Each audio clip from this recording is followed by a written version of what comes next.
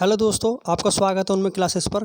आज हम करने जा रहे हैं 6 सितंबर फर्स्ट शिफ्ट का जो आरआरसी ग्रुप डी का पेपर हुआ है उसका एनालिसिस। ये एनालिसिस बहुत ही क्विक एनालिसिस रहेगा। इसमें हम सारे क्वेश्चन नहीं कराएंगे जो आए हैं, लेकिन मैं आपको बताएंगे कि इसका लेवल क्या रहा था, अटेम्प्टेशन क्या रहा था और अटेंडेंस क्या क्या रही थी।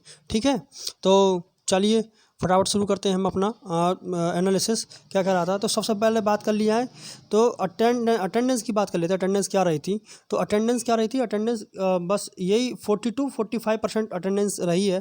जैसा तो अगर 70 बच्चों की अगर कोई लैब है तो उसमें 25-26 इस तरीके से बच्चे आ रहे हैं। ठीक है, और हद में तो 30-35 बच्चे, कई कुछ जगह जानकारी मिली है, कुछ जगह ज़्यादा भी आए हैं, कुछ जगह तो 20 से भी कम बच्चे आए हैं। ठीक है, और लेवल की बात कर ली जाए तो लेवल वही रहा है जैसे हर बार, मॉडरेट के आसपास ही घूम रहा है लेवल। जो इसका लेवल है ना, मॉडरेट इजी टू मॉडरेट, तो ये लेवल मॉडरेट के आसपास ही इसका रन कर रहा है बार बार। कि जैसे मॉडरेट से थोड़ा सा ही कम या एक दो क्वेश्चन थोड़ा सा ऊपर, बस इतना ही। ये नहीं है कि ज़्यादा इजी आ रहा है या फिर ज़्यादा हार्ड आ रहा है, लेकिन है मॉडरेट में ही। ठीक है, चलिए अब बात कर लिया है इसके अटेम्प्ट की। तो अटेम्प्ट कैसा रहा है आज का अटेम्प्ट बहुत, जो देखो सब कुछ करने वाले लड़के तो 86 से लेकर 87 तक भी करके आए हैं, लेकिन जो जेन्युइन बच्चे हैं वो 75 से लेकर 78-79 तक अटेम्प्ट करके आ रहे हैं। ठीक है, तो इसका मतलब क्या हुआ कि जो जेन्युइन है वो यहाँ तक है, तो वो एक अच्छा स्कोर है, बहुत अच्छा स्कोर है। बच्चे तो 70 से नीचे भी जा रहे हैं, ऐसी बात नहीं है कि 68-70 भी सुनने को मिला है, लेकिन हमें जो गुड अटेम्प्ट माना जाएगा वो गुड अटेम्प्ट माना जाएगा 70 से लेकर 76 के बीच में, जितने 72 से लेकर 76 के बीच में भी जितने भी बच्चे हैं जिनका भी ये सही लग रहा है कि उन्हें सही बैठेंगे इतने क्वेश्चन, वो समझ लो बिल्कुल सेफ है, बहुत ही अच्छा स्कोर है ये। ठीक है, अब कुछ क्वेश्चनों की बात कर ली जाए कि आखिर क्वेश्चन किस किस तरीके के आए हैं। तो देखो, जो जीएस है, जीएस अपने ही रोल में आई है। जैसे साइंस है, साइंस में 4 ऑप्शन, जो लेंदी क्वेश्चन है, कुछ क्वेश्चन उस तरीके से दिए गए हैं।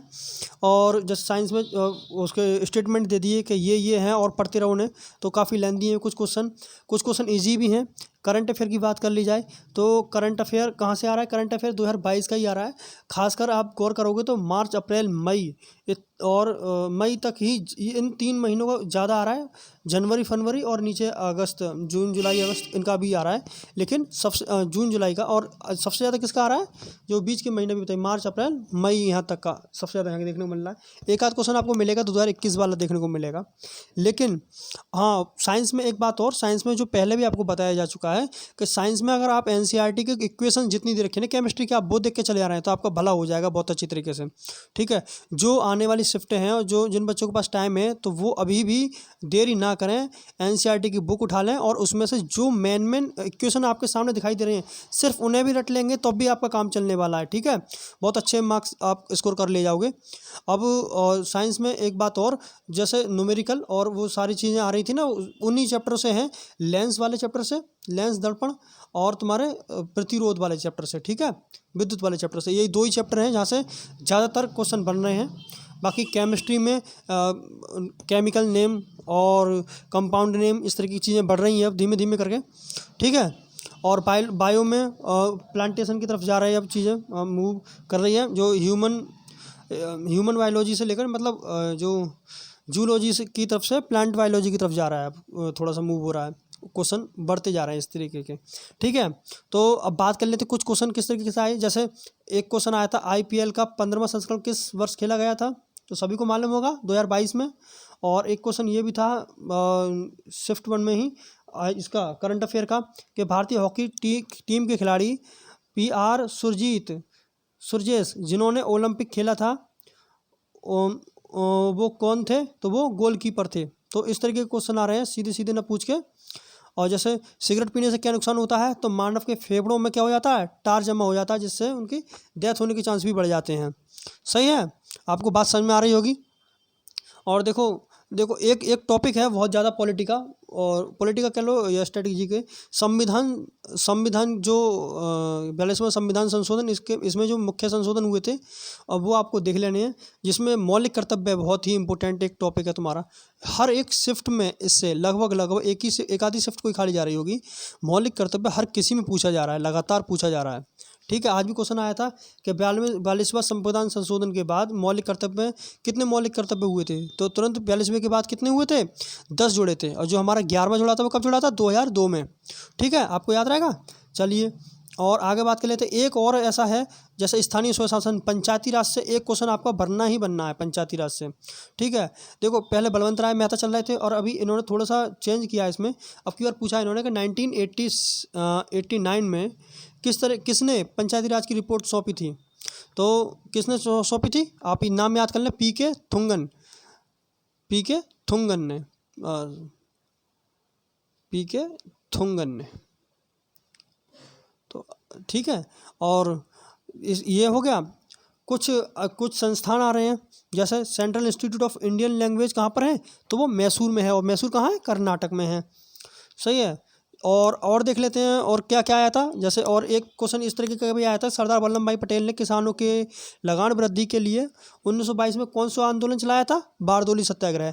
तो इसका मतलब जो मॉडर्न हिस्ट्री आ रही है वहाँ से डायरेक्ट क्वेश्चन ना उठा के वो इस तरीके से स्टेटमेंट वाइज क्वेश्चन पूछ रहे हैं। ठीक है, उम्मीद करते हैं आपको क्विक एनालिसिस पसंद आया होगा। तो आप समझ गए होंगे कहाँ से क्वेश्चन बन रहे हैं। तो एक प्रधानमंत्री दुर्घटना बीमा संशोधन योजना की राशि कितनी है, 1 से 2 लाख रुपए, एक क्वेश्चन ये भी आया था। तो ठीक है, चलिए आपका समय ज़्यादा बर्बाद नहीं करते हुए आप समझ गए होंगे कि चीज़ें कहाँ से बन रही हैं, आपको कहाँ से देखना है। हाँ, न्यूमेरिकल की बात कर ली जाए तो न्यूमेरिकल वहीं से आएंगे। न्यूमेरिकल की बात कर ली जाए तो न्यूमेरिकल में जैसे बताया गया स्टार्टिंग में आपको, प्रतिरोध वाला चैप्टर है, R बराबर वी आई, हाँ V बराबर IR, ये वाला अगर आप फॉर्मूला देख लेते हैं तो आपका पूरा भला इसी से हो जाना है। ठीक है, IR बराबर V, इससे ही। और इधर फॉर्मूले उसके लेंस वाले फॉर्मूले 1/f वाला फॉर्मूला, बस ये 2-3 फॉर्मूले पर अगर आप काम करके ले जाते हैं तो इसका मतलब आपके जो आ रहे हैं ना क्वेश्चन, वो आपका कोई रुकेगा नहीं। एक रेसिस्टेंस वाले होते हैं सीरीज में और पैरेलल में, वो वाले आप फॉर्मूले देख के ले जाइए। ठीक है, और मैथ का लेवल भी इजी रहा है। कुछ क्वेश्चन 4 से 5 क्वेश्चन ऐसे रहे हैं जिसमें थोड़ा सा टाइम ज़्यादा रहा है।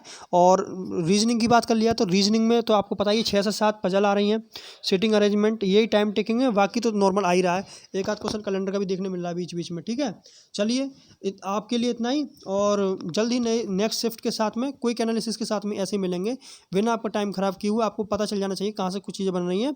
ठीक है, चलिए तब तक के लिए बाय, अपनी पढ़ाई करते रहें और थैंक यू।